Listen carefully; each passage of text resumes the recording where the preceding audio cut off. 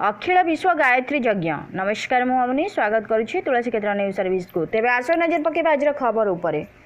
अखिल विश्व गायत्री परिवार शांतिकुंज हरिद्वार अनुकूल्य कटक विद्याधरपुर समूह विद्यालय परिसर रे एक दिवसीय गृह गायत्री यज्ञ अनुष्ठित होइथिला। विद्याधरपुर अंचल शताधिक श्रद्धालु माँ भौणी माने गायत्री यज्ञ रे जोगदे यज्ञ कुंड रे आहुति प्रदान करथिले।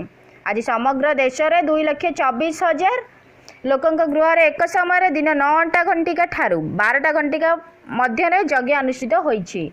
यार उद्देश्य थिला राष्ट्र को सशक्ति और सबल करने सह व्यक्ति कल्याण परिवार कल्याण सर्वोपरि भारतर कुंडलिनी शक्ति को जागृत करी भारत को समग्र विश्व रे जगतगुरु रूपे प्रतिष्ठित करिवे बोली आयोजक संतोष कुमार दत्त कृपा सिंधु षडंगी कवि पद्मनाभ साहू प्रमुख सूचना देथिले।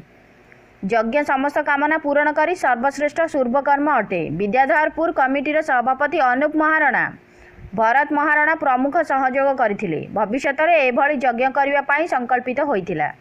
लिंगराज पृष्टिंग रिपोर्ट TNS न्यूज।